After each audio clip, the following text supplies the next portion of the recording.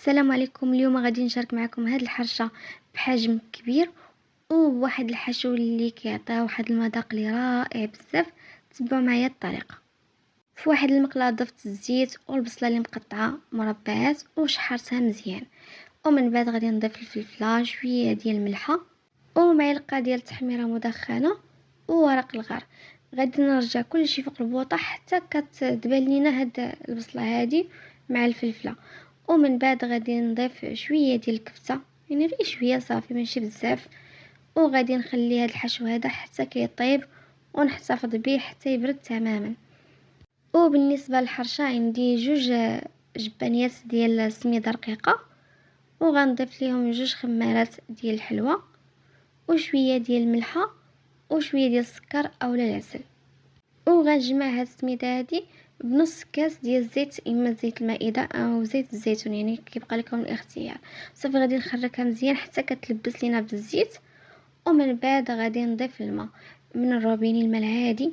غادي نحركها غير هكا بالصبع ديالي بلا ما تدلكوها ولا تبقاو يعني كتعجنوها عادي هكا. غتخلوها شويه مطلوقه وتخلوها كتشرب واحد 2 دقائق صافي، وغتبداو كتقرصوا فيها.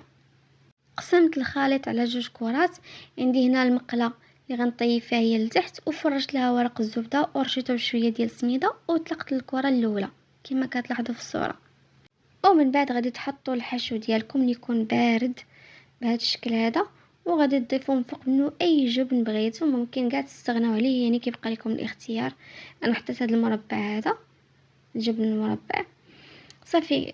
ومن بعد غادي نجيب الكره الثانيه وغادي نبدا كنسرح فيها بهذا الشكل هذا، يعني ندير ايديا بشويه ديال الزيت ونبدا كنسرح فيها. والا بان ليا هذا الحشو خارج نرجعوا هكا ونحاول نقاد. يعني الطريقه سهله، تبقاو تقادوا فيها بشويه بشويه حتى كتقاد لكم هاد الحرشه هذه. ومن بعد طيبوها على نار اللي كتكون مهيله. البنات ضروري داك ورق الزبده باش كيساعدكم دغيا تقلبوها وما كتعذبكمش. انا قلبتها للجهه الثانيه وضفت لها شويه ديال الجبن من الفوق، ورجعتها فوق البوطه حتى تحمرت ليا من التحت. وزينتها بشويه ديال المعدنوس من الفوق. انا غنقطع معكم واحد النصف هكا. تبارك الله كتجي عامره البنات وكتجي زوينه بزاف.